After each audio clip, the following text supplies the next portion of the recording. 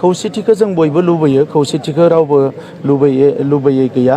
बर' माहारियाव खौसेथिनि थाखाय मालाबा दुलाराय बर' फरायसा आफाद, मालाबा बर' थुनलाइ आफाद, मालाबा माहारि आफाद जयै बाहागो लाबोदों, नाजाबोदों। आंबो दुलाराय बर' फरायसा आफादाव थानायाव जोंबो नाजाबोदों। दा बियो मालाबा फैनो नागिरो, मालाबा फैया।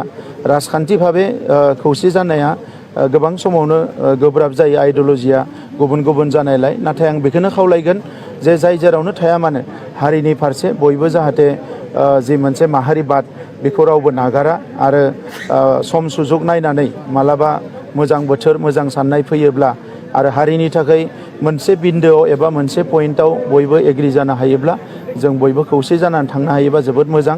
नाथाय खौसेनि मुङाव राजखान्थि खालामलायबाय थायोब्ला बे हारिनिसो खहा जागोन। दा नंखायनो खौसेखौ जाहाथे गोसो गोरबोनिफ्राय बयबो सानो, बेखौ सानब्रबनानै बा माबा मोनसे राजखान्थिनि थांखि लानानै साना आरो बेखौ अराय सम माहारि दानायनि थाखाय, माहारिनि आद्रा थाबावनाय खामानिफोरखौ मावफुंनो थाखाय, माहारिखौ जोङो बुहुमाव गेरेमसा माहारि गायसननो थाखाय बड'फाया होलांनाय बिबानखौ मावफुंनो थाखाय बयबो आवगायनानै फैनांगौ। अब्ला बर' माहारियाव सानसे नङा सानसे खौसेया जाथारगोन, आं बेखौ हास्थायो।